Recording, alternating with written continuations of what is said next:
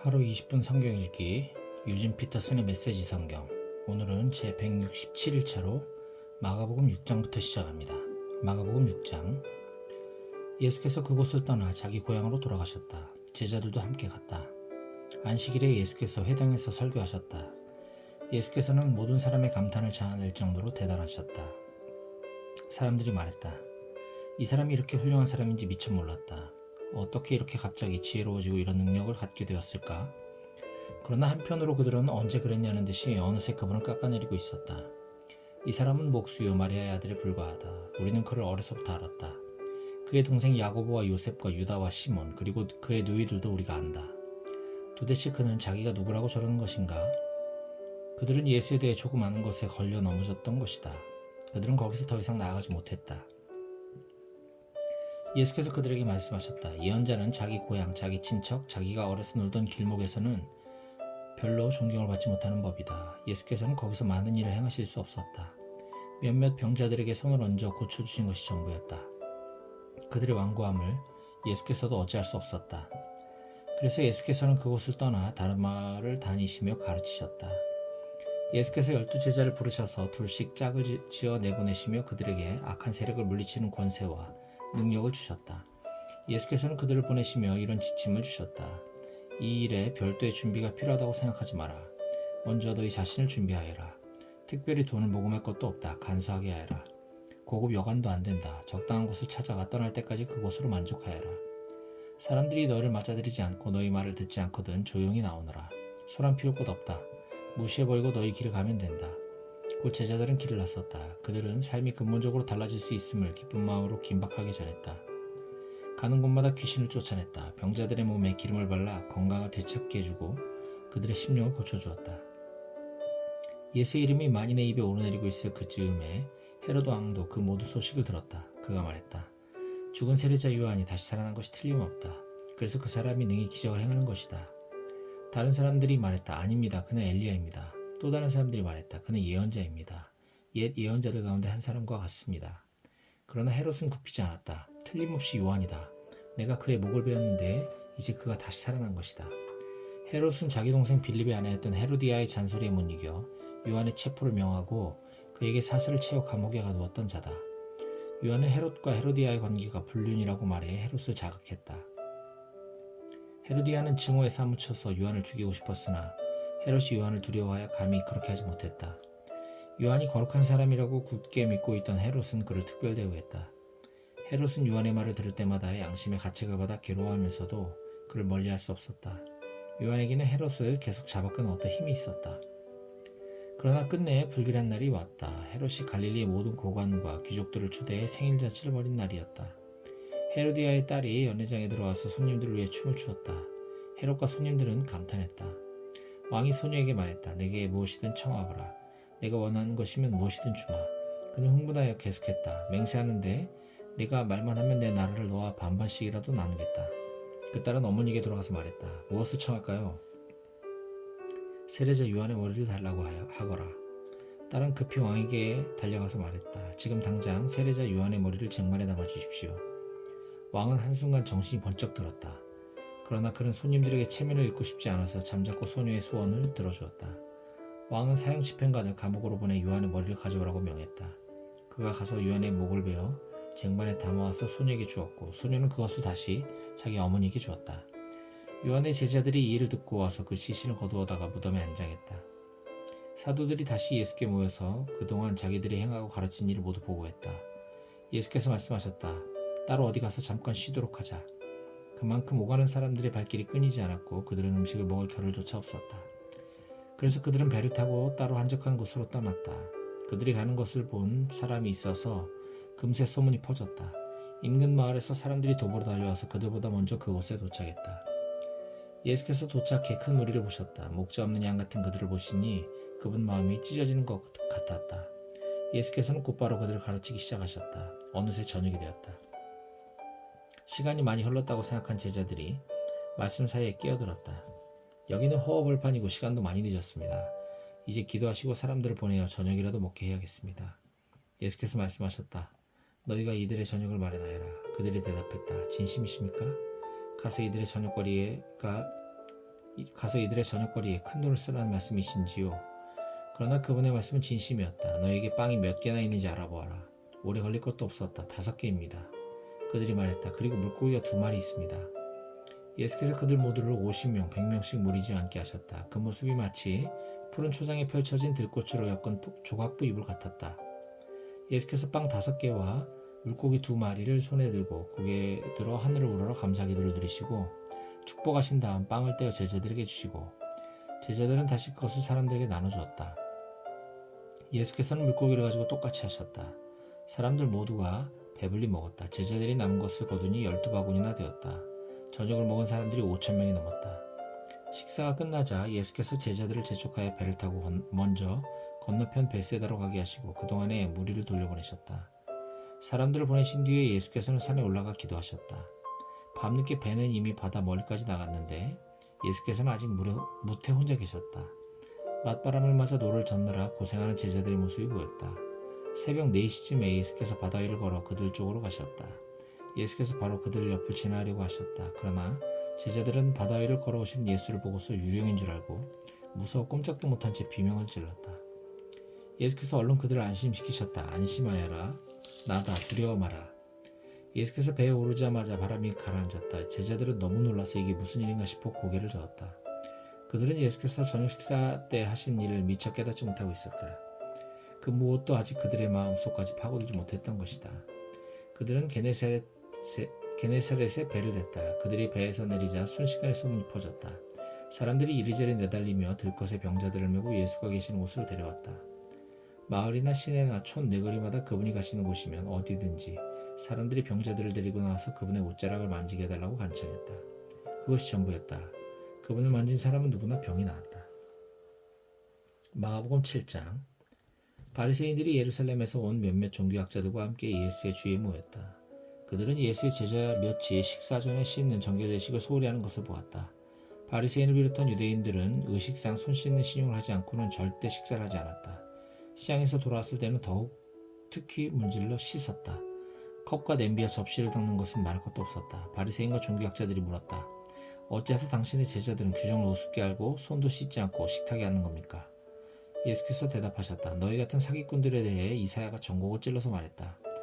이 백성이 이빠른 말을 거창하게 떠벌리지만 그들의 마음은 딴 데 있다. 겉으로는 나를 경배하는 듯해도 진심은 그렇지 않다. 무엇이든 자기네 구미에 맞는 가르침을 위해 내 이름을 팔고 있을 뿐이다. 하나님의 계명은 버린 채 최신 유행을 쫓기에 바쁘다. 예수께서 계속해서 말씀하셨다. 그래, 잘도 하는구나. 너희는 종교의 유행을 따르는데 거추장스럽지 않도록 하나님의 계명을 저버리고 있다. 모세는 너희 부모를 공경하라 했고 또 누구든지 부모를 욕하는 사람은 반드시 죽여야 한다고 했다. 그러나 너희는 부모에게 드려야 할 것이 있어도 부모 대신에 하나님께 예물로 바쳤습니다 말하면서 그 계명을 회피하고 있다. 아버지나 어머니에 대한 의무를 그렇게 모면하고 있는 것이다. 너희는 하나님의 말씀을 지워버리고 그 자리에 아무 것이나 원하는 대로 써넣는다. 너희는 이 같은 일을 다반사로 한다. 예수께서 다시 무리를 불러놓고 말씀하셨다. 잘 듣고 마음에 새겨두어라. 너희 삶을 더럽히는 것은 너희가 입으로 삼키는 것이 아니라 너희 입에서 토해내는 것이다. 그것이야말로 정말 더러운 것이다. 예수께서 무리와 헤어져 집에 돌아오셨을 때에 제자들이 말했다. 잘 모르겠습니다. 쉽게 말씀해 주십시오. 예수께서 말씀하셨다. 너희가 우둔해지기로 작정이라도 한 것이냐? 너희가 입으로 삼키는 것이 너희를 더럽힐 수 없다는 것을 모르느냐? 그것은 너희 마음으로 들어가지 않고 위로 들어가서 장을 지나 결국 변기의 물과 함께 내려간다. 이것으로 음식에 대한 논란은 무의미해졌다. 예수께서는 모든 음식을 먹어도 좋다고 하신 것이다. 예수께서 계속해서 말씀하셨다. 사람 속에서 나오는 것이 사람을 더럽히는 법이다. 음란, 정욕, 도둑질, 살인, 간음, 탐욕, 부정부패, 속임수, 방탕, 비열한 눈빛, 증상모략, 교만, 미련함. 이 모두가 마음에서 토해내는 것이다. 너희를 더럽히는 근원은 바로 거기다. 예수께서 거기에서 두로 지방으로 떠나셨다. 그분은 아무도 못 본 줄 알고 그곳에 한 집에 들어가셨으나 사람들이 이목을 피할 수 없었다. 예수께서 안에 들기가 무섭게 고통당하는 딸을 둔 한 여자가 그분이 그곳에 계시다는 말을 듣고 찾아왔다. 여자는 예수의 발 앞에 무릎을 꿇고는 도와달라고 애원했다. 그 여자는 수로보니게 출신의 그리스 사람이었다. 여자는 예수께 자기 딸을 고쳐달라고 간청했다. 예수께서 말씀하셨다. 줄을 서서 차례를 기다려라. 자녀들을 먼저 먹이는 법이다. 그리고 남는 것이 있으면 개들의 차지다. 여자가 말했다. 지당하신 말씀입니다, 주님. 하지만 상 밑의 개들도 자녀들이 흘리는 부스러기는 먹지 않습니다. 먹지 않습니까? 예수께서 감동하셨다. 내 말이 맞다. 가거라. 내 딸이 더 이상 고통당하지 않게 되었다. 괴롭히던 귀신이 떠나갔다. 여자가 집에 가보니 딸이 침대에 편히 누웠고 고통이 아주 사라져버렸다. 예수께서 다시 두로 지방을 떠나서 시돈을 지나 갈릴리 호수로 돌아가서 데가볼리 지방으로 건너가셨다. 어떤 사람들이 듣지도 말하지도 못하는 사람을 예수께 데려와 손을 얹어 고쳐주기를 청했다. 예수께서 그 사람을 따로 데리고 저만치 가셔서 그의 귀에 손가락을 넣고 그의 혀에 침을 묻히셨다. 그러고는 하늘을 우러러 기도하시고 깊이 탄식하시며 명하셨다. 에바다 열려라. 그러자 그대로 되었다. 그 사람의 귀는 이제 똑똑히 들렸고 말도 분명해졌다. 순식간의 일이었다. 예수께서 그들에게 입단 속을 시켰으나 그럴수록 그들은 흥분하여 더욱 퍼뜨리고 다녔다. 전부 그분이 하시는 일인데 대단한 일이다. 그분은 듣지 못하는 사람도 듣게 하고 말하지 못하는 사람도 말하게 하신다. 마가복음 8장. 그 즈음에 예수께서 배고픈 무리 앞에 다시 서게 되셨다. 예수께서 제자들을 불러 말씀하셨다.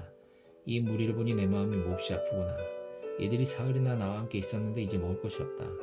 배고픈 채로 돌려보내면 가다가 지쳐 쓰러질 것이다. 이 가운데는 멀리서 온 사람들도 있다. 제자들이 대답했다. 저희가 어떻게 하면 좋겠습니까? 여기 광야에서 어떻게 음식을 살 수 있겠습니까? 예수께서 물으셨다. 너에게 빵이 얼마나 있느냐? 7개입니다. 그들이 말했다. 그러자 예수께서 무리를 바닥에 앉게 하셨다. 예수께서 감사를 드리신 후에 빵 7개를 조금씩 떼어 제자들에게 주셨고 제자들은 그것을 무리에게 나누어 주셨다. 마침 거기에 물고기도 몇 마리 있었다. 또 예수께서 물고기를 가지고 감사를 드리신 후에 제자들을 시켜 사람들에게 나눠주게 하셨다. 사람들은 배불리 먹었다. 남은 것을 거두니 7자루였다. 식사한 사람이 좋기 4,000명이 넘었다. 그때야 예수께서 사람들을 집으로 보내셨다. 예수 자신은 제자들과 함께 곧바로 배로 가서 달마누다로 떠나셨다. 그들이 도착하자 바리새인들이 나와서 예수께 바짝 달라붙었다. 그러고는 자신을 입증해 보이라고 그분을 괴롭히며 궁지로 몰아세웠다. 예수께서 노하여 말씀하셨다. 어찌하여 이 세대는 기적과 같은 증거를 찾아서 난리들이냐. 내가 이것만 분명히 말해두겠다. 너희는 꿈에라도 증거를 받을 생각은 하지 마라. 예수께서 그들을 떠나서 다시 배에 올라 건너편으로 향하셨다. 그런데 제자들이 점심 싸우는 것을 잊어버렸다. 빵 한 덩이 외에는 배 안에 빵 부스러기 하나 없었다. 예수께서 경고하셨다. 단단히 조심하여라. 바리새인과 헤롯 당원의 더럽게 하는 누룩을 각별히 주의하여라. 그러자 제자들은 깜빡 잊고 빵을 가져오지 않은 것을 두고서 서로 책임을 따졌다. 예수께서 들으시고 말씀하셨다. 빵을 잊어버렸다고 이 소란이냐? 내 말뜻을 못 알아듣겠느냐? 그렇게도 모르겠느냐? 내가 빵 5개를 떼어서 5,000명을 먹인 일을 잊었느냐? 남은 것을 너희가 몇 바구니나 거두었느냐? 그들이 말했다. 12바구니입니다. 빵 7개로 4,000명을 먹이고 남은 것은 몇 자루나 되었더냐? 7자루입니다. 예수께서 말씀하셨다. 아직도 모르느냐? 그들이 벳세다에 도착했다. 어떤 사람들이 시력을 잃은 한 사람을 예수께 데려와서 손을 대어 고쳐주시기를 청했다. 예수께서 그의 손을 잡고 마을 밖으로 데리고 나가셨다. 그리고 그 사람의 눈에 침을 묻히고 그에게 손을 얹으시며 물으셨다. 무엇이 보이느냐? 그가 고개를 들었다. 사람들이 보입니다. 마치 나무가 걸어가는 것 같습니다. 예수께서 그의 눈에 다시 손을 얹으셨다. 그 사람은 이리저리 보더니 시력이 완전히 회복된 것을 알았다. 모든 것이 2.0 시력으로 밝히 보였던 것이다. 예수께서 그를 곧장 집으로 돌려보내시며 말씀하셨다. 마을로 들어가지 마라. 예수와 제자들이 빌립보의 가이사랴 근방에 있는 마을들로 향했다. 걸어가면서 예수께서 물으셨다. 사람들이 나를 누구라고 하더냐? 그들이 말했다. 세례자 요한이라고 하는 사람들도 있고 엘리야라고 하는 사람들도 있고 예언자 가운데 한 사람이라고 하는 사람들도 있습니다. 그러자 예수께서 물으셨다. 그러면 너희는 나를 누구라고 말하겠느냐? 내가 누구냐? 베드로가 대답했다. 주님은 그리스도 곧 메시아이십니다. 예수께서는 그것을 비밀로 하되 아무에게도 입 밖에 내지 말라고 경계하셨다. 그러고는 그들에게 다음 일을 설명하기 시작하셨다. 이제부터 인자는 처참한 고난을 받고 장로와 대제사장과 종교학자들에게 재판에서 유죄를 선고받아 죽임을 당하고 사흘 후에 다시 살아나야 한다. 예수께서는 이 말씀을 그들이 놓치지 않도록 쉽고 분명하게 말씀해 주셨다. 그러나 베드로가 예수를 붙들고 항의했다. 예수께서는 어떻게 받아들여야 할지 몰라서 머뭇거리고 있는 제자들을 돌아보시고 베드로를 꾸짖으셨다. 베드로야, 썩 비켜라. 사단아, 물러가라. 너는 하나님이 어떻게 일하시는지 조금도 모른다. 예수께서 제자들과 함께 무리를 옆에 불러놓고 말씀하셨다. 누구든지 나와 함께 가려면 내가 가는 길을 따라야 한다. 결정은 내가 한다. 너희가 하는 것이 아니다. 고난을 피해 달아나지 말고 오히려 고난을 끌어안아라. 나를 따라오너라. 그러면 내가 방법을 일러주겠다. 자기 스스로 세우려는 노력에는 아무 희망이 없다. 자기를 희생하는 것이야말로 너희 자신, 곧 너희의 참된 자아를 구원하는 길이며 나의 길이다. 원하는 것을 다 얻고도 참된 자기 자신을 잃으면 무슨 유익이 있겠느냐? 너희 목숨을 무엇과 바꾸겠느냐? 너희 가운데 누구든지 변덕스럽고 중심 없는 친구들과 사귀면서 나와 너희를 인도하는 내 방식을 부끄러워하면 인자도 아버지 하나님의 모든 영광에 쌓여 거룩한 천사들을 거느리고 올 때 그를 더 부끄럽게 여길 줄로 알아라. 마가복음 9장. 예수께서 이렇게 쐐기를 박으셨다. 이것은 믿을 수 없는 훗날 이야기가 아니다. 여기 서 있는 너희 가운데 그렇게 되는 것을 볼 사람들도 있다. 그들은 하나님 나라가 위엄있게 임하는 것을 볼 것이다. 엿새 후에 그들 가운데 세 사람이 정말 그것을 보았다. 예수께서 베드로와 야고보와 요한을 데리고 높은 산에 올라가셨다. 그리고 그들 눈앞에서 그분의 모습이 완전히 변했다. 그분의 옷은 아무리 표백해도 더 하얘질 수 없을 만큼 반짝반짝 빛냈다. 엘리야와 모세가 함께 나타나서 예수와 깊은 대화를 나누고 있었다. 베드로가 끼어들었다. 랍비님, 지금 중대한 순간입니다. 기념비 셋을 세우는 것이 어떻겠습니까? 하나는 주님을 위해, 하나는 모세를 위해, 하나는 엘리야를 위해서의 말입니다. 일행과 마찬가지로 눈앞의 광경에 놀란 베드로가 무심코 내뱉은 말이었다. 바로 그때 비처럼 환한 구름이 그들을 덮더니 구름 속 깊은 데서 한 음성이 들려왔다. 이는 내가 사랑으로 구별한 내 아들이다. 그의 말을 들어라. 잠시 후에 제자들이 눈을 비비면 주변을 둘러보니 오직 예수밖에 보이지 않았다. 산을 내려오면서 예수께서 그들에게 비밀을 지킬 것을 엄히 명하셨다. 너희가 보는 것을 아무에게도 말하지 마라. 그러나 인자가 죽은 자들 가운데서 살아난 뒤에는 말해도 좋다. 그들은 죽은 자들 가운데서 살아난다는 것이 도대체 무슨 말인지 몰라 고개를 갸우뚱거렸다. 중간에 제자들이 물었다. 종교학자들은 왜 엘리야가 먼저 와야 한다고 말합니까? 예수께서 말씀하셨다. 과연 엘리야가 먼저 와서 인자가 올 때를 위해 모든 것을 준비한다. 사람들이 이 엘리야를 업신여겼고 사람들이 인자도 똑같이 업신여길 것이다. 인자는 성경에 기록된 대로 심한 고난과 천대와 멸시를 받을 것이다. 그들이 산을 내려와 다른 제자들에게 돌아오니 주위에 큰 무리가 보이고 종교학자들이 제자들에게 따져 묻고 있었다. 예수를 보자마자 무리 가운데 반가운 기운이 일었다. 사람들이 달려와서 그분을 맞이했다. 예수께서 물으셨다. 무슨 일이냐? 왜 이렇게 소란스러우냐? 무리 가운데 한 남자가 대답했다. 선생님, 귀신 때문에 말을 못하는 제 아들을 선생님께 데려왔습니다. 귀신이 사로잡을 때마다 아이가 바닥에 거꾸러져 입에 거품을 물고 이를 갈면서 막대기처럼 굳어집니다. 선생님의 제자들에게 구해주기를 바라고 말했지만 그들은 하지 못했습니다. 예수께서 말씀하셨다. 하나님을 모르는 이 세대여, 내가 같은 말을 몇 번이나 해야 하느냐? 얼마나 더 참아야 하느냐? 아이를 이리 데려오너라. 그들이 아이를 데려왔다. 귀신이 예수를 보고 아이에게 발작을 일으키게 하니 아이는 입에 거품을 물고 바닥에서 몸을 뒤틀었다. 예수께서 아이의 아버지에게 물으셨다. 이렇게 된 지 얼마나 되었느냐? 어려서부터 그랬습니다. 귀신이 아이를 죽이려고 불속이나 강물에 던진 것이 몇 번인지 모릅니다. 만일 하실 수 있거든 무엇이든 해주십시오. 불쌍히 여기셔서 저희를 도와주십시오. 예수께서 말씀하셨다. 만일이라니, 믿는 사람에게 만일이란 없다. 모든 것이 가능하다. 그분 입에서 말이 떨어지기가 무섭게 아이의 아버지가 부르짖었다. 제가 믿습니다. 의심하지 않도록 도와주십시오. 무리가 속속 모여드는 것을 보시고 예수께서 악한 귀신에게 명령하셨다. 벙어리에 귀머거리 귀신아, 내가 내게 명한다. 아이에게서 나와 다시는 얼씬거리지 마라. 귀신은 고함을 지르고 마구 몸부림치면서 나갔다. 아이는 송장처럼 핏기가 없어졌다. 그러자 사람들이 아이가 죽었다고 말하기 시작했다. 그러나 예수께서 아이의 손을 잡아 일으키시자 아이가 일어섰다. 집에 돌아온 뒤에 제자들이 예수를 붙들고 물었다. 왜 저희는 귀신을 쫓아내지 못했습니까? 예수께서 대답하셨다. 이런 귀신은 기도가 아니고는 쫓아낼 수가 없다. 그들은 거기를 떠나서 갈릴리를 지나갔다. 예수께서는 제자들을 가르치고 싶으셔서 아무에게도 일행의 행방을 알리지 않으셨다. 예수께서 그들에게 말씀하셨다. 인자는 하나님과 관계하기를 원치 않은 사람들에게 넘겨질 것이다. 그들이 인자를 죽일 것이다. 죽은 지 사흘 후에 인자는 다시 살아날 것이다. 제자들은 무슨 말인지 몰랐으나 묻기도 두려웠다. 그들이 가버나움으로 갔다. 예수께서 집에 계실 때 제자들이 물으셨다. 너희가 길에서 토론하던 것이 무엇이냐? 불안한 침묵만 흘렀다. 그들은 자기들 가운데서 누가 가장 큰 사람인지를 두고 서로 입씨름을 벌였던 것이다. 예수께서 자리에 앉아 12 제자에게 말씀하셨다. 너희가 첫자리를 원하느냐? 그렇다면 끝자리로 가거라. 모든 사람의 종이 되거라. 예수께서 방 한가운데에 어린아이 하나를 세우시고 이 아이를 품에 안으시며 말씀하셨다. 누구든지 이 어린아이들 가운데 하나를 나처럼 품으면 곧 나를 품는 것이고 또 나를 훨씬 넘어서서 나를 보내신 하나님을 품는 것이다. 요한이 입을 열었다. 선생님, 어떤 사람이 주님 이름으로 귀신을 쫓아내는 것을 보고 우리가 막았습니다. 그가 우리에게 속한 사람이 아니어서 그렇게 했습니다. 예수께서 기뻐하시지 않으셨다. 그를 막지 마라. 내 이름으로 선하고 능력 있는 일을 하고서 바로 나를 깎아내릴 사람은 없다. 그가 적이 아니라면 곧 우리 편이다. 누구든지 내 이름으로 너희에게 물 한 잔만 주어도 그는 우리 편이다. 하나님 반드시 알아주실 것이다. 그러나 너희가 어린아이처럼 순진하게 믿는 이들 중에 하나를 괴롭히고 못살게 굴거나 그들의 믿음을 이용하면 너희는 곧 후회하게 될 것이다. 차라리 너희 목에 맷돌을 달고 호수 한복판에 뛰어드는 편이 낫다.